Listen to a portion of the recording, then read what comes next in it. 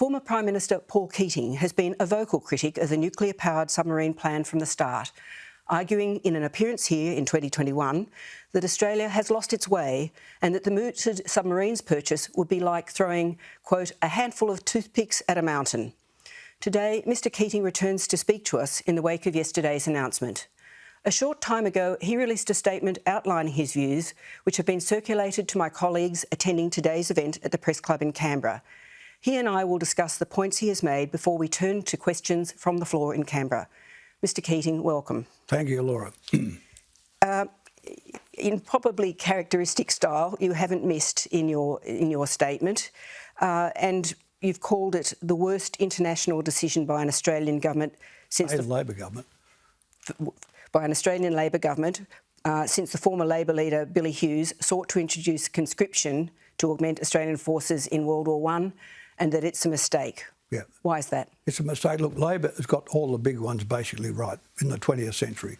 They got right knocking Hughes off over conscription. Curtin got it right in knocking Churchill off over the troops from Burma back to Papua New Guinea, back to Kokoda. Arthur Calwell got it right when he opposed the Vietnam War.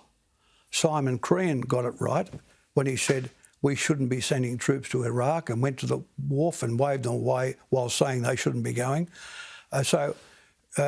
Labor's had a knockout set of rights against the coalition, but this one is where we break the winning streak.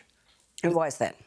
Because underlying all this stuff about the need of nuclear power is the idea that China has either threatened us or has threatened us. It has threatened us or will threaten us.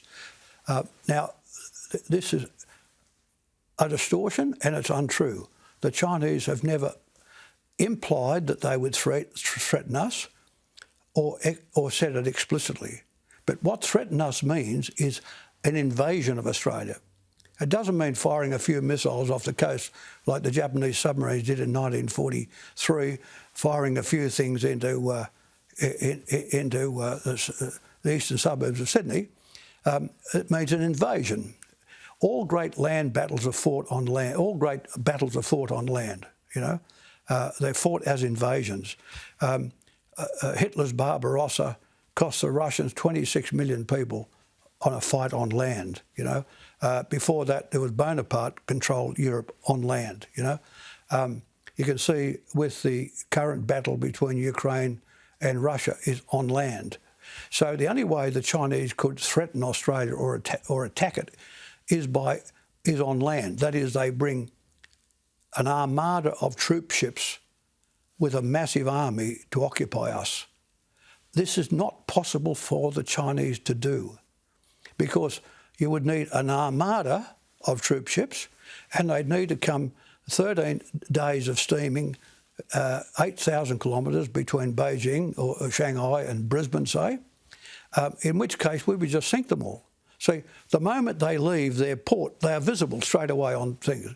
See, remember this, the Allies succeeded in Normandy because as a maritime assault, because there was an industrial state 21 miles away, Britain. There was no radar and there was cloud cover. So in bad cover, we slipped those wharves onto the beaches of Normandy and got away with it. That's impossible today with satellites. It's impossible with this sort of coverage. So what would happen is we wouldn't need submarines to sink an armada, and it would mean an armada of Chinese boats, ships, combat boats, troop ships. We just do them with planes and missiles. The idea that we need American submarines to protect us, if we buy 8, 3 are at sea, 3 are going to protect us from the might of China, really. I mean, the rubbish of it, the rubbish. So in other words, let me say this. China has not threatened us, and despite 5 years of this China threat appearing in the Sydney Morning Herald, particularly, written by, provocateurs like Harcher and people, it's all been untrue.